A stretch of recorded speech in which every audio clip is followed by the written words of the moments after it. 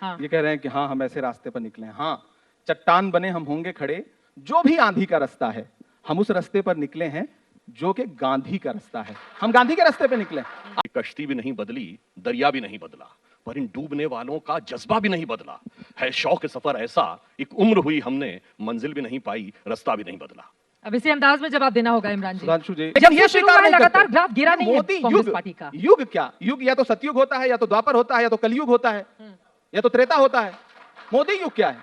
तरह जी जो हर जालिम से टकराएगी वो आंधी बनाऊंगा, नए अंग्रेज आए हैं नया गांधी बनाऊंगा।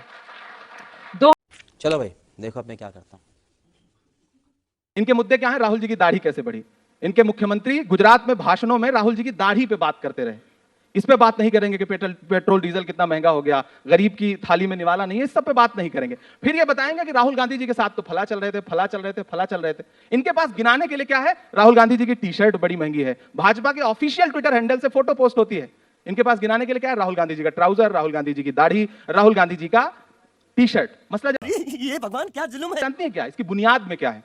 राहुल जी जो यात्रा कर रहे हैं, हाँ दूरगामी, ये कह रहे हैं ना राहुल जी की बड़ी दूरदृष्टि। हाँ बहुत दूरदृष्टि है। इस बार सच में बहुत दूरदृष्टि के साथ राहुल जी ने कितनी दूर का है? 24 है दूर में या 24 छोड़ के आगे का?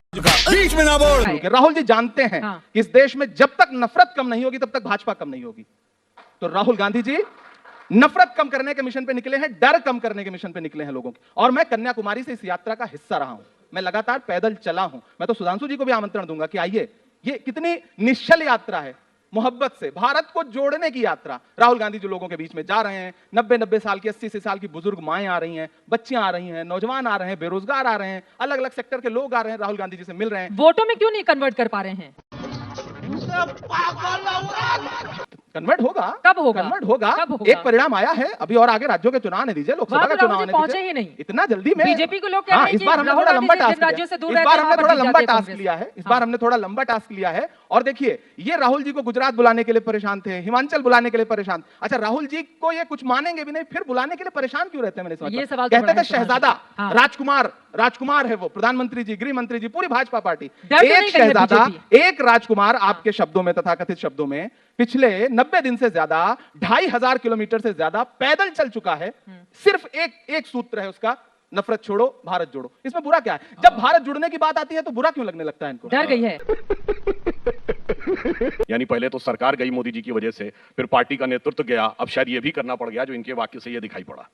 अब दूसरी बात, इन्होंने कहा नफरत के खिलाफ। राहुल जी ने प्रेस कॉन्फ्रेंसेस की हैं, उसमें उन्होंने कहा है कि आरएसएस की विचारधारा के खिलाफ उनकी ये भारत जोड़ो यात्रा है, और इसके लिए तो वो 3 पीढ़ियों से लगे हुए हैं।